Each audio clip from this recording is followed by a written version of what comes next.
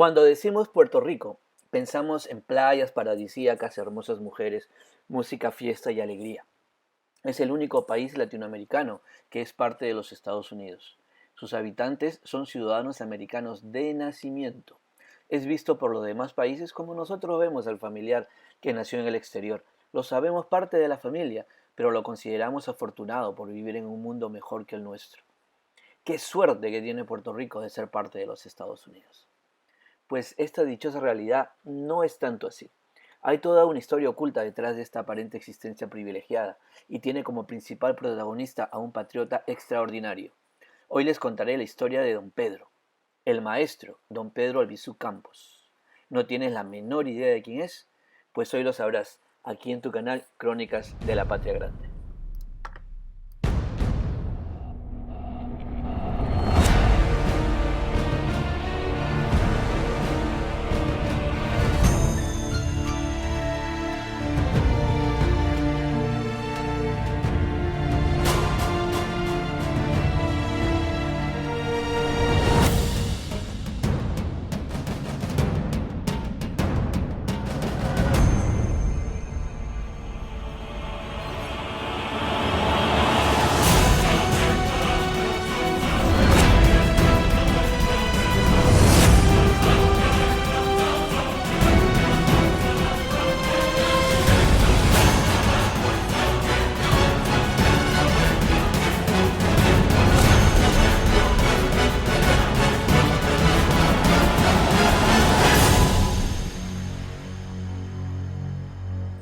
Don Pedro Albizu Campos nació en Ponce, Puerto Rico, el 29 de junio de 1893.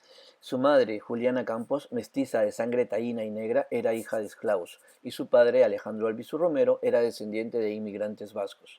Don Pedro no fue reconocido por su padre hasta la adultez, y al morir su madre fue criado por su tía. La infancia de don Pedro fue marcada por el abandono paternal y la pobreza, y por acontecimientos históricos que determinaron los destinos de su patria. El 25 de noviembre de 1897, la reina regente de España, María Cristina de Austria, por decreto real le otorga el Estatuto de Autonomía a Puerto Rico, autorizando la formación no solo de un gobierno autónomo, sino el derecho al sufragio universal masculino. Puerto Rico parecía encaminarse hacia su independencia, pero la alegría duró muy poco. En febrero de 1898 explota la nave militar Maine, anclada en el puerto de La Habana, en Cuba. Con certeza no se sabe si fue un accidente o un autoatentado, pero los norteamericanos acusan injustificadamente al Imperio Español y le declaran la guerra.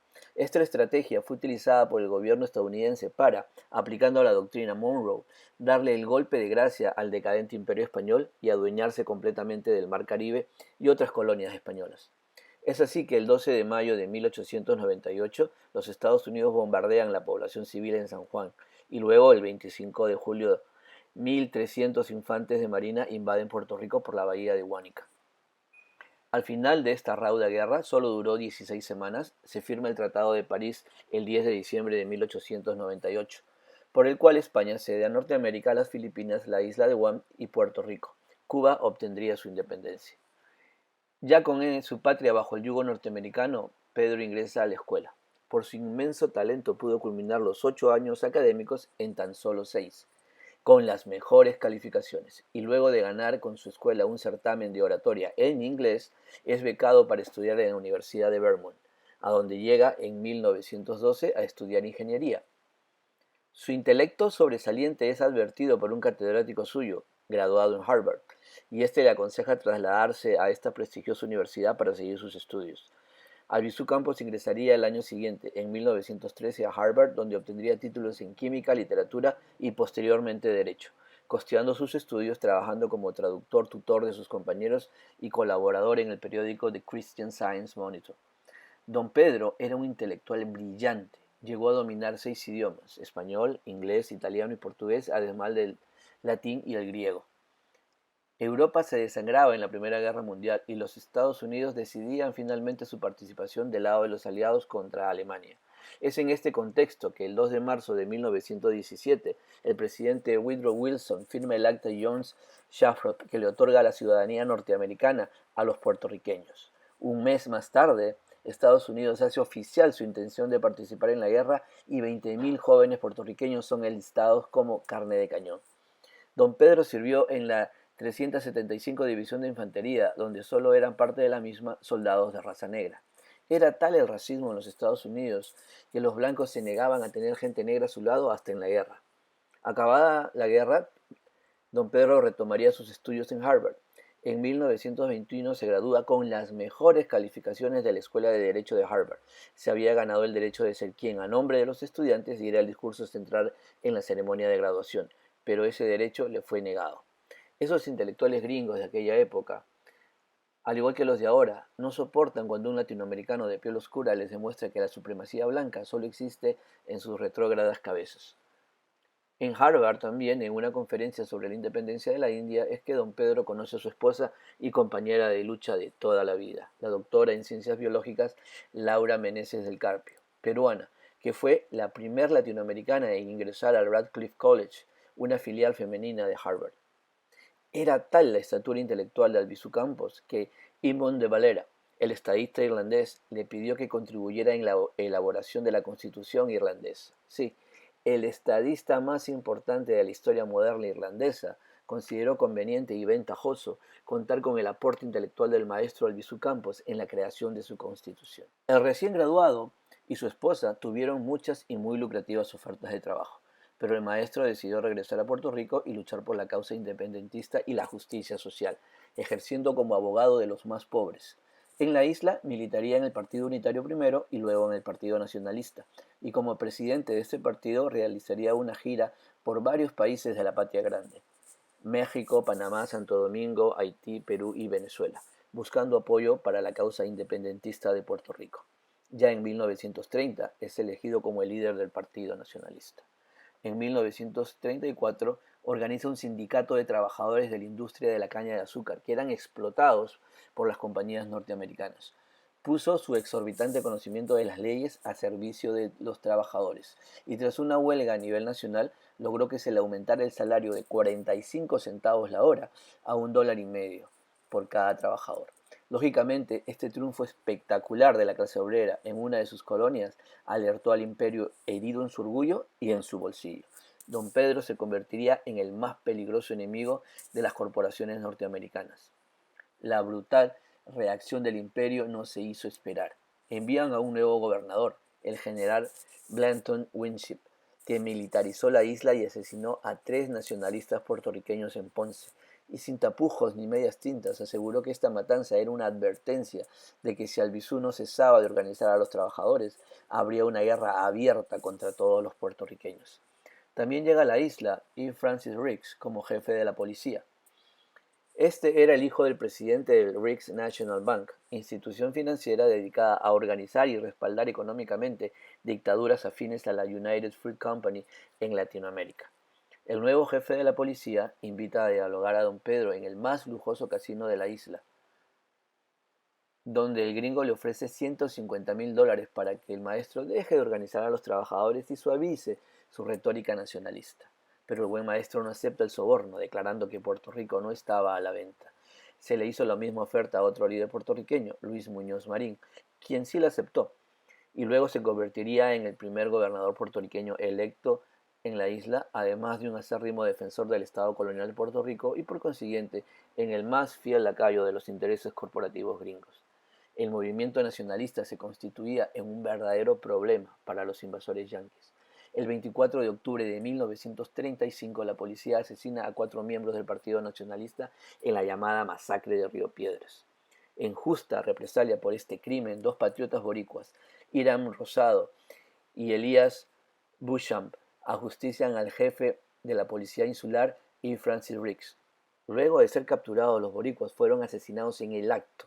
Esto causó conmoción en la isla y una ola aún mayor de represión, y se implementó una estrategia de exterminio total al movimiento nacionalista. Es en este marco que el maestro es arrestado bajo los cargos de sedición en 1936. Al año siguiente, el 21 de marzo de 1937, se produce la masacre de Ponce. Un domingo de Ramos, la policía atacó una pacífica demostración de apoyo a la libertad de Puerto Rico, asesinando a 19 civiles e hiriendo a más de 250. Entre las víctimas, una niña de 7 añitos que salía de misa. En 1947, Albizu Campos cumple su condena en Atlanta y regresa a Puerto Rico. En 1948 se establece la ley Mordaza en la isla, que prohíbe los cantos patrióticos. Cualquier opinión verbal o escrita a favor de la independencia y libertad de la isla, y se convierte en un crimen el poseer una bandera puertorriqueña. En 1950 se organiza la Revuelta Nacional para evitar que Puerto Rico se convierta de un territorio invadido a un Estado libre asociado.